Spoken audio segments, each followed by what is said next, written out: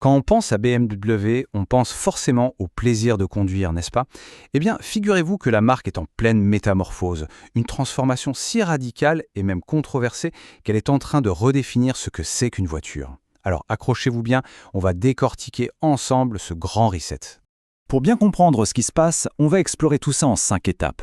On va d'abord parler de la crise d'identité de la marque, ensuite on verra son nouveau visage et son nouveau cerveau technologique, puis on s'intéressera à sa stratégie énergétique, sa vision de la voiture copilote et enfin comment tout ça réinvente complètement l'idée même de la machine à conduire. Allez, on attaque direct avec le cœur du problème. Il y a un vrai conflit aujourd'hui entre la BMW d'hier, légendaire, centrée sur la mécanique, sur le conducteur, et la BMW de demain, qui elle est résolument tournée vers le logiciel, le numérique, et ça crée des étincelles. Du coup, ça nous amène à la grande question.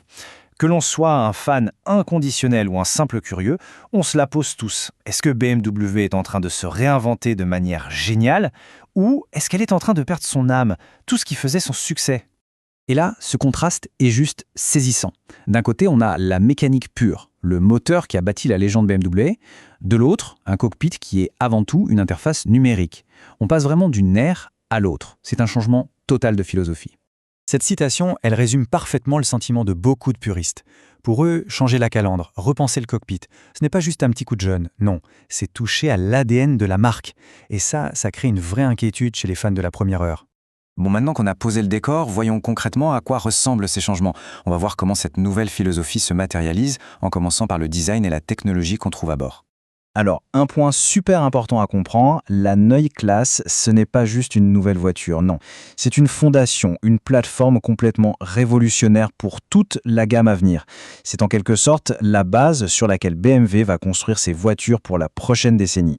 Le symbole le plus fort de cette évolution, c'est la calandre. Ce qui n'était qu'une simple prise d'air devient un véritable centre de commandement, bourré de capteurs et de technologies. Ce n'est plus une grille, c'est une interface avec le monde extérieur. Et si l'extérieur change, attendez de voir l'intérieur. La révolution continue dans le cockpit. L'expérience de conduite est totalement repensée et tout commence par un écran assez spectaculaire.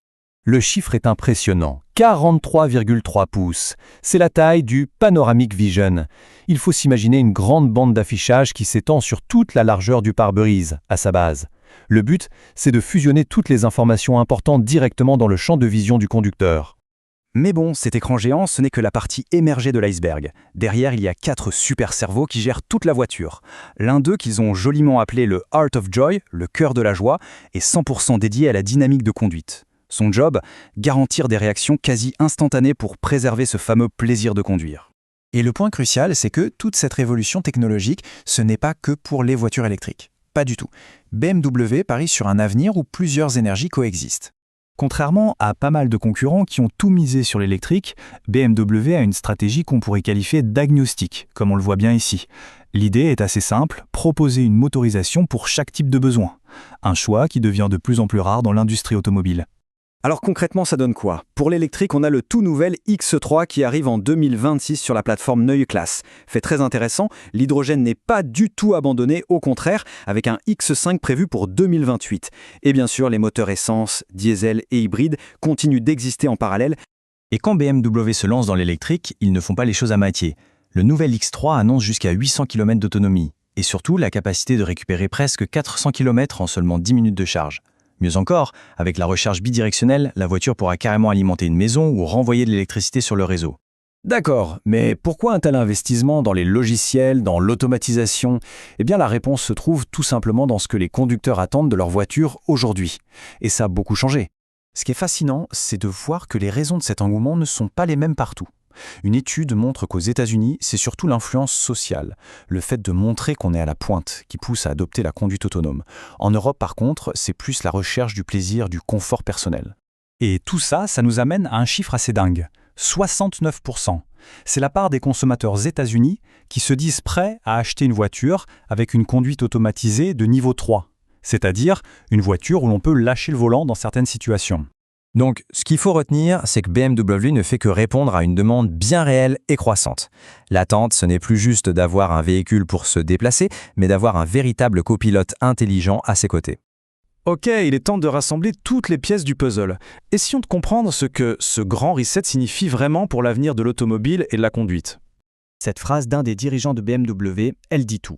L'objectif n'est plus seulement d'être le meilleur fabricant de moteurs, mais d'être le leader incontesté de l'innovation technologique, peu importe le type d'énergie qui fait avancer la voiture. En fait, on assiste à une transformation en 2 temps. BMW, l'entreprise de l'ingénierie mécanique, du châssis parfait, est en train de devenir une entreprise de la tech, du numérique, de l'expérience utilisateur. Aujourd'hui, les lignes de code pèsent aussi lourd dans la balance que les pistons et les cylindres. Pour résumer, la définition même d'une voiture haut de gamme est en train de basculer. Il ne s'agit plus seulement du plaisir sur la route, mais de tout ce qui se passe à bord, le confort, la connectivité, l'assistance, toute l'expérience. Et BMW est bien décidé à mener cette révolution. Et on termine donc sur cette question qui est au cœur de tout. En transformant la voiture en un partenaire numérique, est-ce que le fameux plaisir de conduire est en train de devenir le compagnon numérique? Est-ce que c'est une évolution logique et passionnante, ou est-ce que c'est la fin d'une époque? Le débat est ouvert.